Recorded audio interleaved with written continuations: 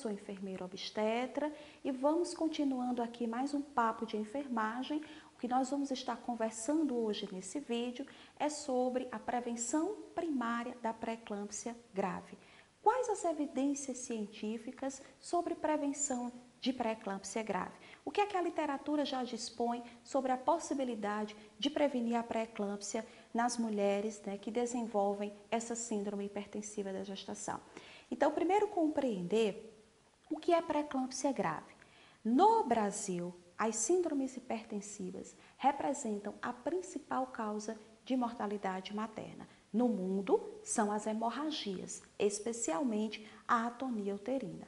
Mas na população obstétrica brasileira, a síndrome hipertensiva da gestação ainda é a principal causa de mortalidade. Então, primeiro entender que é uma síndrome que ocorre na gestação. As outras modalidades de hipertensão não são enquadradas diretamente como pré-eclâmpsia. Pré-eclâmpsia, e aí nós vamos tratar especificamente de pré-eclâmpsia grave, é uma síndrome que cursa com hipertensão arterial, geralmente valores que superam 140/90, iguais ou maiores a 140/90, e classicamente ela vinha sendo atribuída, diagnosticada com a presença de hipertensão mais perda de proteína que supere 300 miligramas em amostra de urina, ou seja, proteinúria. Então, hipertensão e proteinúria constituíam a díade da pré-eclâmpsia. E para ser pré-eclâmpsia grave, geralmente esses valores pressóricos situam-se acima de 160 na pressão sistólica, 110 na pressão diastólica, acompanhados de outras alterações para caracterizar a pré-eclâmpsia grave. Uma proteinúria que supere 2 gramas em urina de 24 horas, alterações de comprometimento do sistema nervoso central, como visão borrada, que é a visão turva, diplopia, escotomas, que a mulher refere à presença, né, de pontinhos pretos ou cintilantes, ela está vendo pontinhos pretos ou cintilantes, a gente chama de escotomas, alterações visuais, alterações cerebrais, nucalgia, epigastralgia, alterações no número, na contagem de plaquetas, plaquetopenia ou trombocitopenia. Então, todas essas alterações caracterizam a pré-eclâmpsia grave. Mas uma atualização recente nos estudos de revisão sistemática trouxe à tona a não obrigatoriedade mais da proteinúria para fins de diagnóstico de pré-eclâmpsia. Isso é uma informação importante, é uma informação atual e é uma informação que todos os profissionais que lidam com gestante devem estar atualizados, porque a dependência da proteinúria não tem mais sido um critério diagnóstico para pré-eclâmpsia grave, sendo que a presença de hipertensão gestacional, geralmente valores acima de 160/110, associados a alterações hepáticas, aumento de enzimas hepáticas, colestase hepática, presença de icterícia, epigastralgia, alterações hemolíticas, anemia hemolítica, trombocitopenia, alterações renais, oligúria, aumento das escórias renais, aumento de creatinina, aumento de desidrogenase lática e outras alterações têm sido, alterações visuais, alterações cerebrais, como a gente comentou agora há pouco, têm entrado nesse rol, né, de manifestações clínicas que caracterizam a pré-eclâmpsia grave. Então é importante considerar isso para que a gente não aguarde necessariamente a presença de proteinúria, 300 miligramas ou mais de urina, né, de proteína em amostra de urina para diagnóstico de pré-eclâmpsia.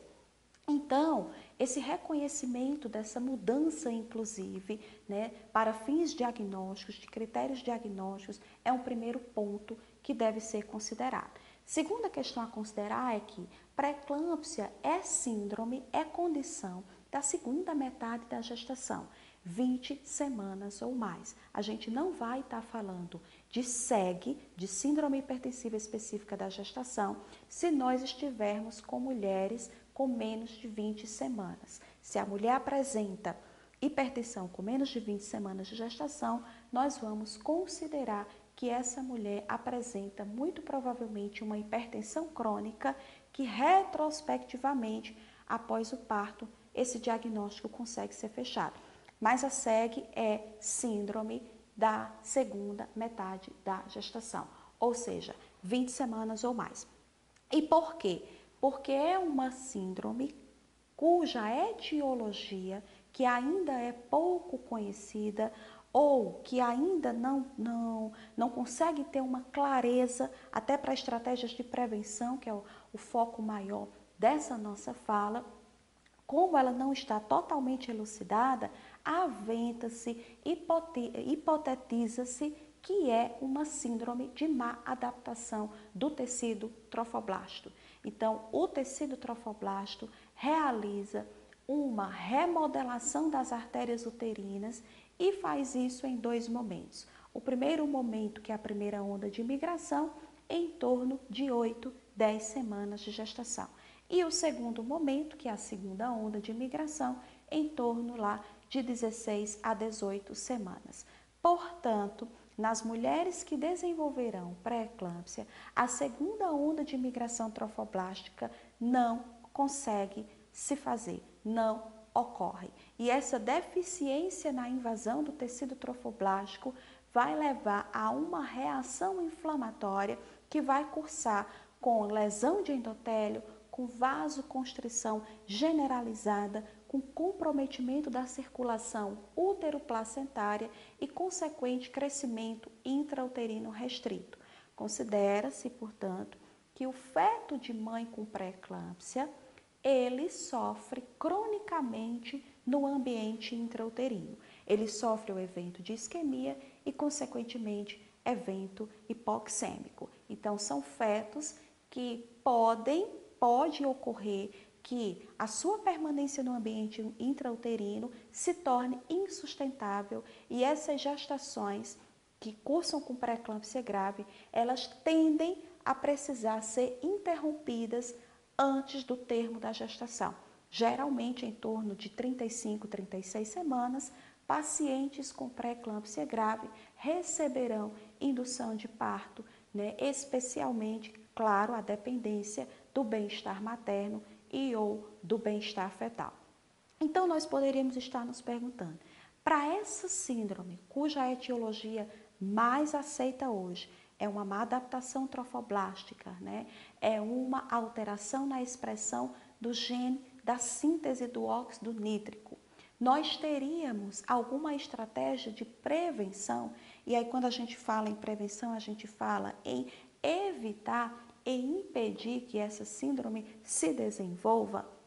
Infelizmente, em se tratando da população geral, da população obstétrica como um todo, ou seja, nós não dispomos de um modelo estratégico de drogas, de terapias que possam ser aplicadas a toda a população obstétrica para diminuir o risco de aquela paciente desenvolver pré-eclâmpsia durante a gestação. O que nós dispomos na atualidade, que tem demonstrado efetividade em estudos científicos, é a prevenção da pré-eclâmpsia grave em mulheres de alto risco. Quem são, portanto, as mulheres de alto risco para desenvolver pré-eclâmpsia de acordo com a literatura hoje? São mulheres que já apresentaram pré-eclâmpsia, eclâmpsia em gestações anteriores. A eclâmpsia é definida como a presença de convulsões do tipo tônico-clônicas generalizadas associadas à pré-eclâmpsia grave. Então, mulheres que têm no seu passado obstétrico, história de pré-eclâmpsia grave, história de eclâmpsia, para esse grupo de mulheres, a literatura já põe a possibilidade de prevenção. E essa prevenção se daria a partir do uso de drogas que teriam um efeito de diminuir o risco da ocorrência de pré-eclâmpsia novamente. Nós sabemos que se a mulher teve pré-eclâmpsia em gestação atual ou eclâmpsia, ela tem um risco muito maior de desenvolver. Se ela teve em gestação anterior, ela tem um risco muito maior de desenvolver na gestação atual.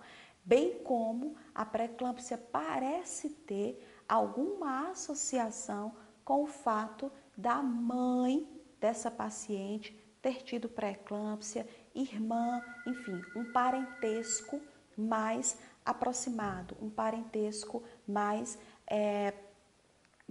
próximo realmente, né? Mãe, irmã. Essas mulheres também seriam de risco. Então, parece haver um componente genético, né, na dependência do desenvolvimento da pré-eclâmpsia. Então, que drogas, que medicamentos são esses que podem ser feitos em mulheres com história prévia de pré-eclâmpsia grave ou de eclâmpsia? São dois, basicamente, né? O ácido acetil salicílico, o AS ou a aspirina. Para esse grupo de mulheres, recomenda-se a sua utilização todos os dias na dose de 100 mg por dia. Na verdade, a literatura trabalha com intervalo entre 50 a 150 mg por dia. Seria, portanto, geralmente um comprimido à noite de 100 mg a partir da 16ª semana. Nós dissemos há pouco que a pré-eclâmpsia é situação, é condição que se desenvolve após as 20 semanas de gestação.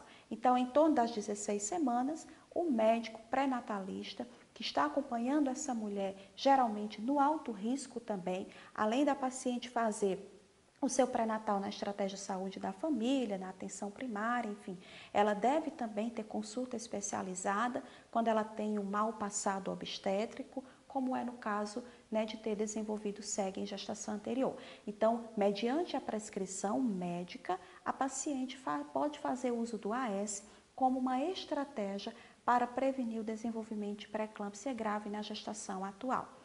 Essa medicação ela vai ser feita, portanto, geralmente a partir da 16ª, e ela não vai, na maioria das vezes, ser prescrita após as 36 semanas, ou seja, para melhor compreensão.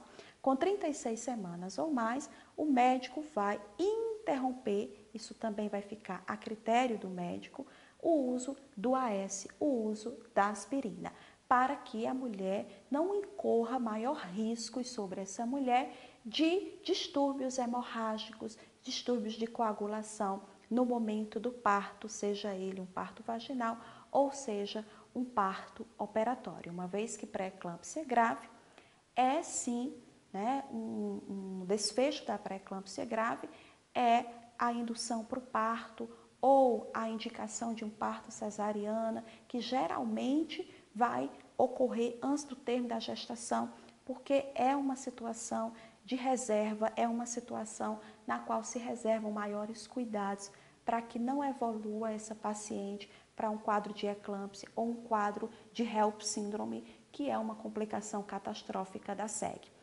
Então, nós temos a possibilidade do AS, mas lembrando que nós estamos falando de prevenção de pré-eclâmpsia grave para um grupo selecionado de mulheres, ou seja, mulheres consideradas de alto risco. E uma outra droga, né, uma outra terapia, melhor dizendo, que a literatura aponta é a suplementação de cálcio em mulheres também com história, né, ou com deficiência de cálcio na dieta.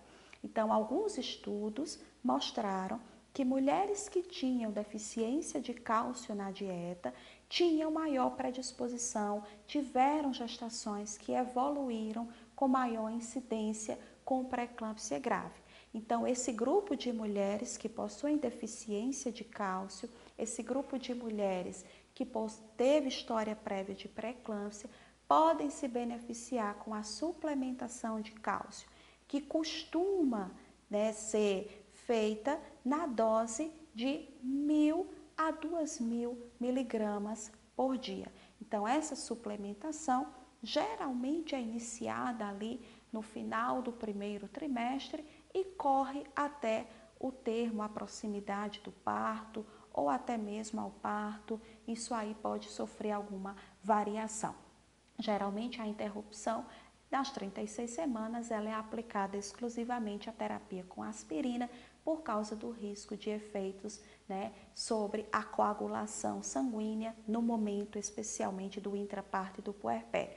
Então, na atualidade, são essas as terapêuticas que se dispõem e ainda com a limitação, né, de que não são aplicadas a todas as pacientes. Então, nós ainda podemos continuar a afirmar que a pré-eclâmpsia é uma situação, uma condição, nós não denominamos como uma doença, mas sim como uma síndrome, porque existe uma síndrome materna e fetal que ocorrem, né, que decorrem da pré-eclâmpsia grave e das outras formas de hipertensão na gestação, hipertensão gestacional, eclâmpsia, HELP síndrome, todos são espectros clínicos da SEG, mas nós podemos ainda afirmar que não existe uma forma de prevenir primariamente a ocorrência desse agravo para todas as mulheres e que apenas essas mulheres de alto risco poderiam, na literatura atual, experimentar benefício com esse uso, né, desses dois medicamentos, suplementação de cálcio e aspirina. Portanto, para a pré-eclâmpsia grave, na população obstétrica, né, de uma forma geral, a nossa linha de enfrentamento é o reconhecimento precoce. Nós precisamos reconhecer precocemente que essa mulher está desenvolvendo a síndrome e encaminhar para um serviço de alto risco, pré-natal de alto risco, e lá ela deve ter um acompanhamento próximo sobre o bem-estar materno, sobre o bem-estar fetal, com exames complementares e acompanhando esse bem-estar materno fetal para evitar que se evolua para uma complicação irreversível com óbito materno ou com óbito fetal. Então, compromisso que nós precisamos afirmar, reafirmar, de reconhecer prontamente que a mulher está desenvolvendo e adotar protocolos, adotar condutas para impedir a morte por pré-eclâmpsia, já que a gente não pode, na grande parte das vezes, impedir, né, que a síndrome se desenvolva com estratégias de prevenção, mas nós temos hoje um suporte terapêutico, um suporte de laboratório, um suporte clínico, né, que permite que nós detectemos precocemente complicações da pré-eclâmpsia grave e o parto possa ser induzido ou a operação cesariana possa ser realizada antes que essa mulher venha a ter complicações irreversíveis que evoluam para um óbito.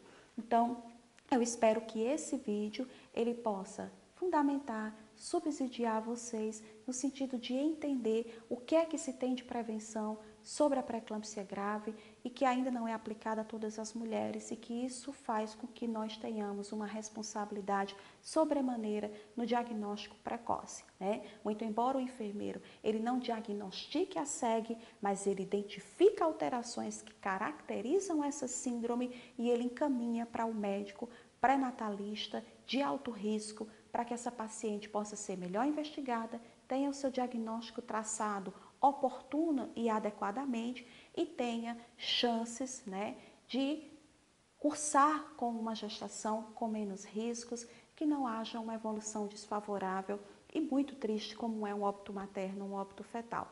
Muito obrigada pela atenção de vocês. Tivemos aqui mais um papo de enfermagem.